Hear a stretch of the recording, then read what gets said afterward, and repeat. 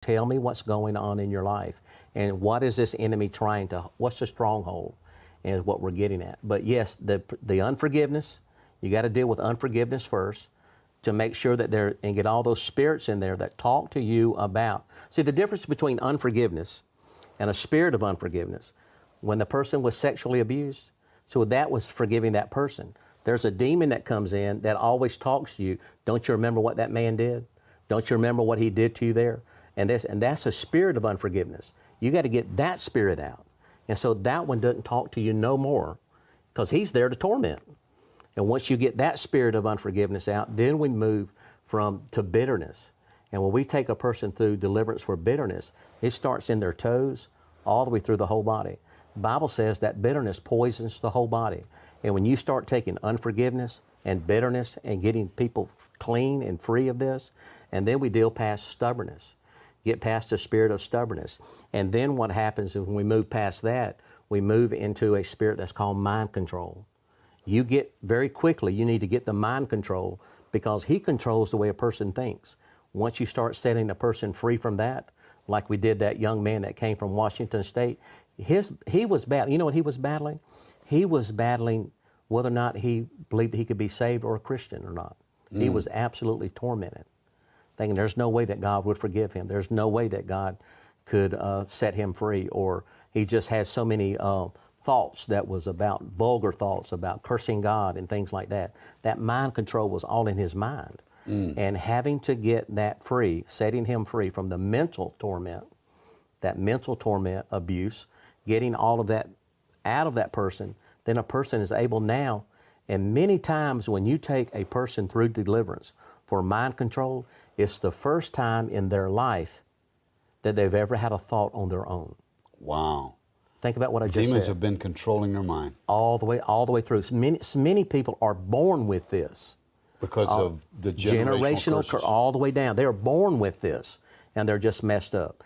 Other things happen to us when we go to school, when we are in school, to go to public schools, or just to listen to things on television, or things like that, or any of the advertisement.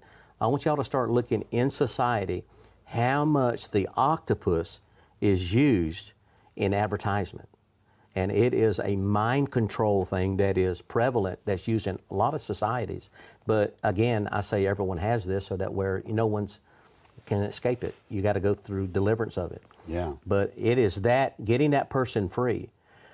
Many times when that person is set free from mind control, I have prayed for them, and they actually sat right here on the couch, and they passed out and went to the floor.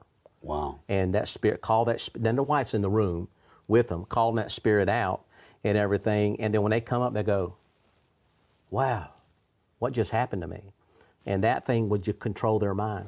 When you're calling out mind control, we're calling out things like this here: mental abuse, physical abuse. We're calling out memory loss, foggy-minded, mind-binding spirits, anything that does with the mind, dementia, things like this here. And many of our people could be set free that are in these processes of dementia, if they would attack the spirit that controls their mind. That's amazing. And things like that. I lost my mother to Alzheimer's 12 years ago, and I've got a younger brother that's dealing with it right now. And you know, when people are looking at this, Pastor, folks, you probably think, this is bizarre. This stuff doesn't happen. But I've seen Pastor Shaffer and his team and others in a service deliver people from demonic spirits, and go through the process. Tell us what happens. I mean, you'll see people throw up. You'll see people retch. You'll see their face change. You'll see their body change. That's right. I mean, it's amazing. See, there is two things that's happening. There is a demonic manifestation that's in a person.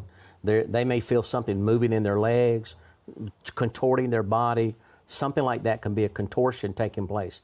That's a demonic manifestation. But here is what deliverance ministries that they should be looking for, is that there are signs of deliverance. It's different than manifestations of a demon. Signs of deliverance are things of this. When demonic spirits come out of the body, they will come out of orifices that's in the body, that you may cough, you may sneeze, you may burp, you may cry, you may yell, your ears may pop, pressure in your ears. You can do it. Your ears will equalize. Pressure out your ears. You may pass gas.